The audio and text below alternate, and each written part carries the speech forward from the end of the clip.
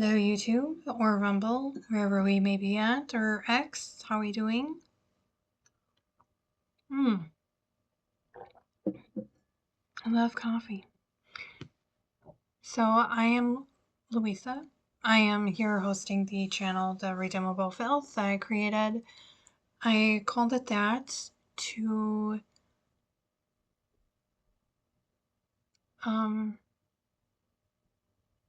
I don't know why I called it that. I called it that because I wanted to start a channel that I could talk about all different aspects of life, not just Christianity. And I shouldn't say just Christianity because that's an amazing unlimited amount of content to speak on. But I am not a expert in any of it. I have some knowledge. That's probably about as good as that's gonna get. I mean, I'm gonna try to learn more, but I don't want the content solely based on that. I also want to do like reaction videos and rants. So today I'm gonna do a rant. And it's not to be a heavy thing or like, and another thing, but I just, so I don't know if anybody else is going through a hard time in their marriage right now. I just did a rosary that I post on at Pray With Us on YouTube. I'll be sharing that on my X account, which is also the Redeemable Filth, so please follow me there. Also like and subscribe to this video if you'd like to see more of my content. And also heads up on when I do rosaries. I'm trying to do a daily rosary, so I do a daily rosary besides the one I do with my family to up it up, right? So I'm also writing a book right now so I can further articulate my past a bit, and my journey to how I got here, because I was born into Catholicism and followed it because it was part of the school regimen at the time. And I got confirmed, and then I turned 18, and I was like, yeah, I'm not doing this anymore. Because I didn't have to, because I was 18 now. Although I kind of wish my parents would have been like, no, you're still living under our roof. You're still going to have to go. But I would have fought it. I know. Like, I really thought it was a pony show. All the hypocrisy I could see clearly, and I wanted nothing to do with it, and I definitely fell away. So, but now here I am, 9 years, going on 9 years back into it, and yay. So here I am, and I want to talk about lives. And so I've been married just two years shy of 20 years, but we've been together for 20, well, going on 21 this year. And I think wives, if we have trouble telling the truth to our husbands just to keep the peace, so to speak, if you have a husband who is very emotional and not really emotional like all the time, just when it comes to certain subjects, I would keep pushing on it, an effort for it to be more, an effort, sorry, I'm trying to think this out. I'm not saying like, oh, push him, ha, and watch him scream and like smash something and drive away in third gear, like, it's not to be like, and like push on him and F with him, like, no, like, I mean, try to get to the bottom of it, because it will be so rewarding afterward on the other side. And making it a real effort to tell the truth to each other, not to just keep the peace, right? Keeping the peace is a lying, right? I'm not saying bring it up at dinner when you're at Red Lobster or something. time and place, right? I don't know how many of you already have a set time set aside for when just you and him talk, whether it's about what's going on this week with the kids, schedule wise. Oh, we're going to go to so and so's, our friends for dinner on Friday night, etc., whatever those plans are. But if you are also setting aside time to talk about your goals, your dreams, your aspirations, and if you're a team about that, or if there's no, we're not going to do that. I have found it in my marriage that talking about goals has led to a lot of discussions about how he grew up, his relationship with his parents, and it's been very tumultuous. And that's probably being really kind. A lot of it's not his fault. It's just kind of changing patterns and how to think about these things. I don't know what it is in your household, what the main issues are, but if you kind of kneel into them a bit and really you have to be calm. If you're going to be a histrionic, spiraling woman, then don't do it. Like, if you cannot be centered yourself, you need to work on that first before you can even address other issues with him, right? And in fact, you could encourage him to challenge you on that so that you can become more articulate, more effectively articulate, and put whatever that issue is to bed. And it's no more an issue. Now there's clarity, resolve, and now we can move on and much more hope and be much more hopeful, actually, because you just proved it could happen. But if you are a wife that can keep her cool and focus on what is the point of this conversation and just really keep strict guidelines, like, no, don't insult me, don't call me this, we're not talking about that right now. Right now we're talking about this. And it's not to be attacking, it's to try to get this, whatever this is between us, resolved. So we can move past and live a freer life and focus on other things. Because it's more than likely that some of these issues are anchors in the past that you are dragging and slowing you down no matter what it is you're trying to achieve. There's something in the back that's just, man, why is this getting so heavy? And it can really free you from those binds from the past. So I really, really encourage wives to, like I said, you're calm. And if it's like, I kind of have this issue, and, or this is a recurring issue, sometimes it comes up naturally, right? Because something triggers it, and then it's like, aha, this is now. This is now the time we talk about this in a calm manner, whether he can be calm or not about it. And sometimes it's a immediate spiral, and then maybe the next time you talk about it, it's not as spirally. And then the next time you talk about it, maybe it's not as spirally even more. So the next time you speak about these things, maybe it'll get to that head, right? I do encourage wives and husbands to make sure you're addressing the truth. It doesn't have to be every single day a deep discussion, because it is exhausting. But I do think it's very helpful, and it does you're moving in a direction. And I think when issues are just about to be solved forever, that there's going to be birthing pains. Just kind of like when there's like a underground pimple coming. I usually get them over here, so that's why I'm pointing here. And it's there, and you're like, oh, it's kind of annoying. It's kind of annoying.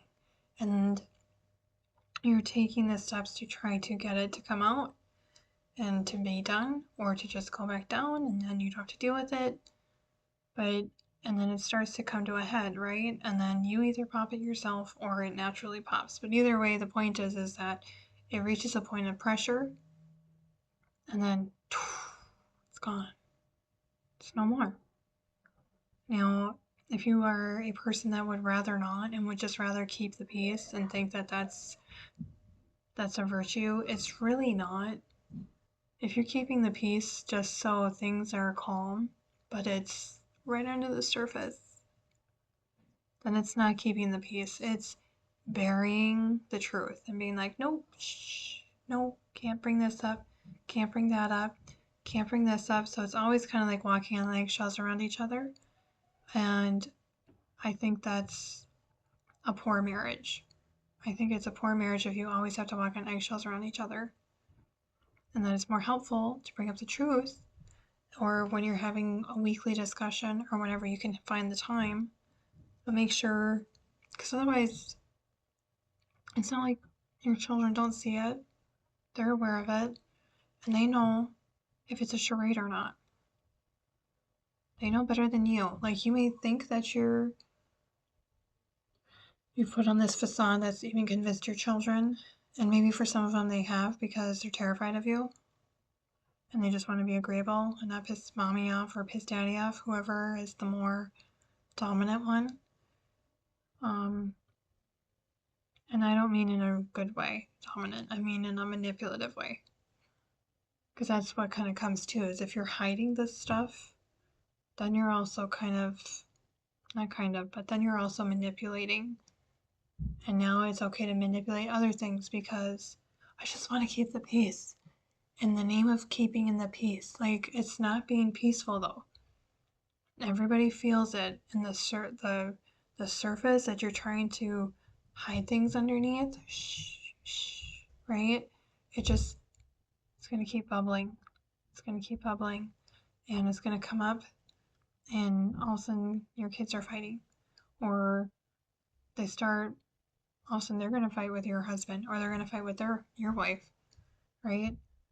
Inappropriately, or all of a sudden there's just passive aggressive moments that are going to come up back and forth. And you do it with grace if you can. Don't be belittling or like, oh, gotcha. That's not going to be helpful, and it's only going to make he or she hide and crawfish back out of it, and then there's no more resolving. Maybe the next time it comes up, it'll be resolved. But I do know, I have known of couples who are like, oh, we never fight. Oh no. And I think the word fighting or argument has been demonized into something that is bad, where it's usually just trying to, fights don't always have swear words in them. They don't always have throwing stuff at each other, but sometimes they do. I'm not saying that part is good, but the argument itself is a good thing because you're wrestling with something that you're trying to get to the bottom of, which inherently is still a good thing to do for your marriage.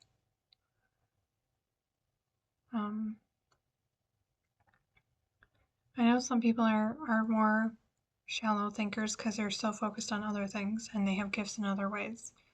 And other people, I think like myself, like to a deeper dive and ponder and and what does this mean? And so for any of the temperaments, I think there's 4. They all will take work, and they're all going to take discussion, an argument, or a fight. But that doesn't mean it's bad. It doesn't mean it's bad. These are good things to do to get to the bottom of it. Isn't that what is important? Right? And be like, wow, that was a really hard mountain to climb with you, but we did it. And now I feel like our marriage is stronger because of it. And that's risk, right? There's a big risk on either part. If he needs to confront her or if she is going to confront him, for either party, it's a big risk because there are many things that If they're not ready to talk about whatever the issue is, now it's time to run, right? And that's when, as the person who is trying to confront them on it, that's when your prayer life is going to need to increase for that person so they don't run, so that they stay and confront it. Because pride is, if you've been in a relationship for any amount of time, you know what that pride is like to deal with on either part. You know what it's like to experience it yourself and to experience it from others. And to experience it is not fun. And you realize that there's a risk here, right? When it's at that moment of intensity and you're like, I could say something that's the truth, or walk it back and, you know what, I was mistaken. It's fine. It's fine. I'm sorry. And now you're trying to butter the person up to keep the peace, to keep this facade that's going on, because it's getting too risky for you. Risky meaning he or she may go self-medicate somewhere, right? Go to the bar, drugs, whatever that situation is, go find comfort in somebody else's arms. These things happen all the time. Over fights that I think some of us who have been experienced in the fighting game and in marriage would look at and be like, wow, that's all it took? It was just a little, not, I don't mean to do that because that seems kind of manipulative, but all it did was she just brought up when he's going to be home and he's like, don't ask me or something. Like there are some marriages that are like this, right? And you're like, why did he flip off the handle? I'll get home when I get home. And you're like, whoa. And I've seen women where they're the same way as well. I am a woman. You don't tell me when to come home. It's just ridiculous. It's silly. And then people do atrocious things because of that kind of fight, which is like little things, right? People destroy their families over such small quarrels. So it encourages me, and I'm sure it encourages others who have been married to be like, we might not be perfect, but we were able to weather that like our first year, like no problem.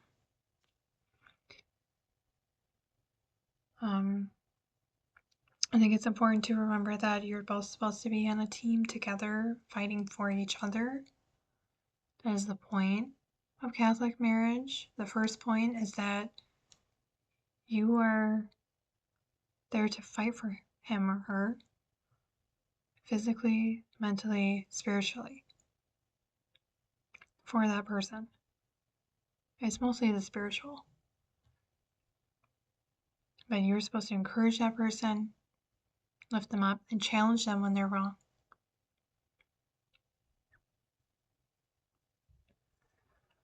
And then the second part is procreation and pleasure and so on.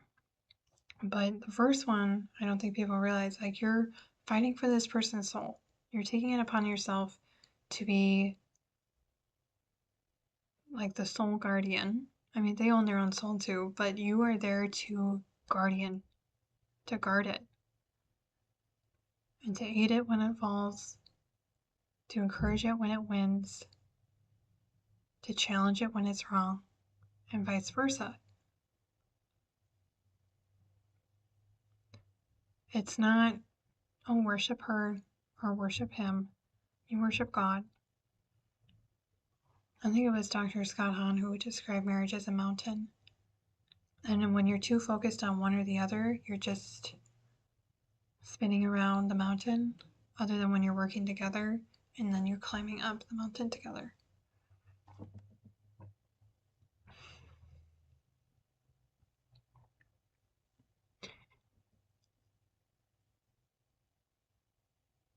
we've been on a very difficult road to get to this point, but I think it would be helpful to those who maybe don't have anybody to talk to about it, or to think about it, or to be like, oh, I never even thought about that.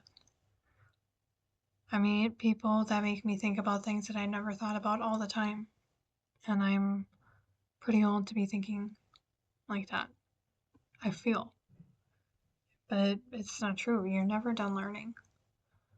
I remember when they meaning the school system, would tell us that if you haven't learned it by the time you're 24, you're not going to learn it. You're not going to be able to learn. Studies show, blah, blah, blah. And actually now it's all come out that that was absolutely false. So,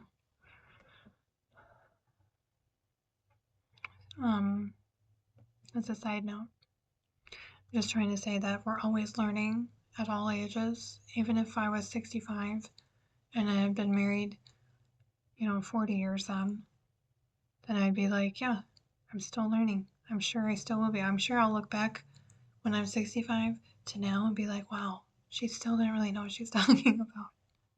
Because it becomes more and more focused, right? The more and more we practice.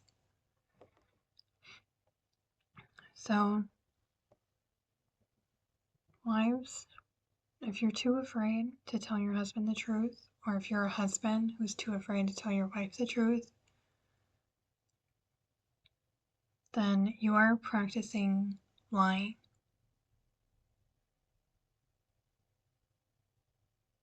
I don't know if it's a full-time lie, but it's a lie that's recurring. And like I said, it doesn't need to be blunt. It doesn't need to be a bad thing. It can be something to be like, I've noticed this problem, an ailment in our marriage. We need to amend this so we can see clearly again and get rid of this anchor that's holding us back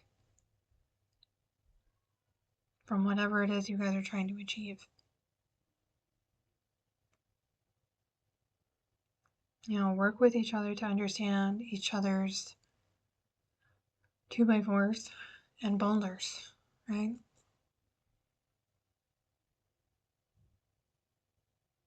Because there's even some you can't see, even as a married couple together, that you've very well, maybe not knowing, convinced each other of that are fine. Oh no, that's not a problem, that's fine. It's nothing. Oh. So you're always there to help each other, to be aware, to be sharp, to be on the lookout, because the enemy is always working its way. Always working its way. So if you're having weekly discussions, when I think Jordan Peterson was on Diary of a CEO mentioning it should be at least 90 minutes a week, whether that's out in a date. And that means it doesn't have to be, like I said, about the scheduling, right? It could just be about us. What do we want to talk about? What are some recurring issues that are some issues that we are like, that's no longer a problem. I don't know what happened, but like a few months ago, I just felt it leave. It was just like, oh, it's gone. And I think about it now and I'm like, why didn't I see that earlier?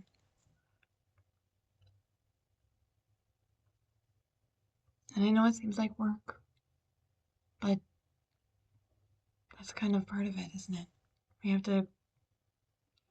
We're being called to do the work. We have to do the work if you want to get anywhere, or you're just tail spinning and just bubbling underneath. There's another thing. There's another thing. Why did I marry this person? There's another thing. There's another thing. I knew I shouldn't have got married. I'm such a fool. How many times have we told ourselves that? Even as Christian women, Christian men. That's why I kind of get dismayed, discouraged by people who are like, yeah, I'm a Christian and it's all good, and we sing Christian music, and we praise the Lord, and and all this like fluff.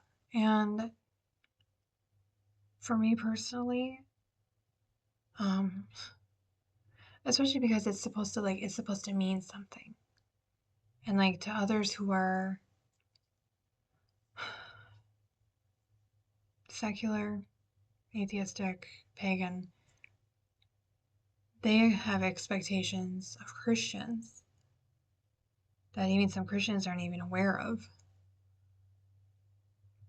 And then those same people, pagans and seculars, etc., laugh when we fall. And I think that's why we need to be a little bit more careful with what does it mean to be Christian. It does, and I think it's also, to be fair, a secular or pagan projection that also they must be perfect. Because I don't, at least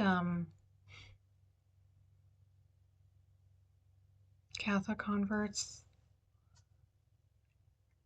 who regularly practice and have a serious relationship or are attempting to are never going to be. I don't think they're ever going to volunteer that they're Christian unless somebody asks directly. Or like, oh, where were you? Why couldn't you work on Sunday? I was at mass. Oh, right. Nobody likes to hear that. Oh, so you can't work because you have mass? Okay, yeah. And they all get offended. Right, whatever. I'm not being offended by what you're doing, even though it's really offensive. But you do you, girl. Or boy. So, but I think real Christians, and I don't even know if I can even say that, but who really take it to heart as far as what that means are understanding that, and like the title of my channel, that we are redeemable filth.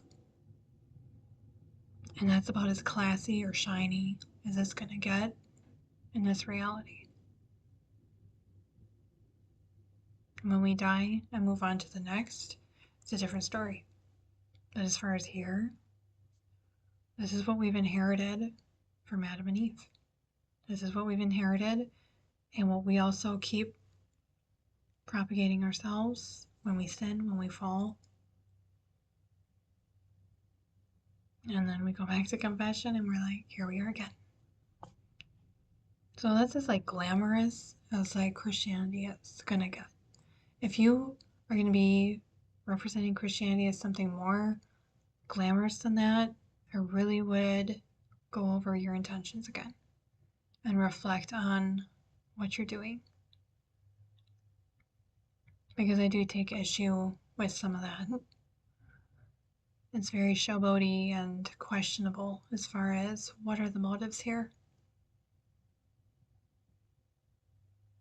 Because if you think you're bigger than...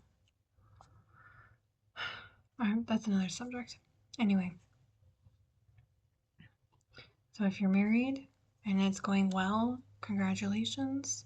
Really, I mean, enjoy those times that are so good. Because as I'm sure you know, there's something coming. Or there's always something coming. But it's still good to hold on to the strength that you've earned through the last fight and be like, okay, grew a little bit, tore a little bit. Now we nourish it and grow it so we can be stronger for the next one. So remember to like and subscribe my video if you are interested in more content. I am just beginning, so give me a second to get it together. I hope to start releasing videos at least a couple days a week, if not every day for a while, and eventually after some rants and reaction videos, I would like to get up to interviews, especially people in the church, people of any kind, actually. So thank you for your time. I hope this helps in some way, or share it with somebody that you know is going through a tough time. And remember to pray for those who are going through a tough time in their marriage, and to pray for yourself if you are. Pray for your husband or your wife whoever you are the spouse of, and pray for them, like deeply, because no one else is gonna. The occasional rosary here and there for people who are married might come along, but otherwise no one else is praying for you guys. So you need to understand that too. The only ones who give a crap about your marriage is you and your spouse and your kids, if you have any, and that's it. So you might as well do the praying. Prayer can open up a lot of thought and like give you ideas on how to go about it. So trust in prayer. It really does help. So I hope you guys can figure it out, whether it's for you or, like I said, somebody you know, or just even if you feel like you can't even share this video because I don't want to meddle, I don't want to get involved. At least pray for them. At the very least. I usually say this, like if you can't be there physically, be for them mentally. Or emotionally, like on the phone or social media. If you can't do that, then be for them mentally. Prayer. Or thinking of them, I guess. And also, I guess that would also include spirituality as well. To be there for them spiritually. Just pray for them, especially the ones that are really hard to pray for. Those are usually the people you are called to pray for. The ones who bother us the most. Okay, well now I'm trailing off. So, thank you for your time. I hope to see you again. I hope to really keep getting after this because it's really important. Like I said, I'm a 9-year convert, and I think more and more of these stories need to come out, especially from other converts as well, and letting us know how you got there as well. Sometimes we need to hear all the blood and guts before we get to the shining armor. All right. Well, until then, take care.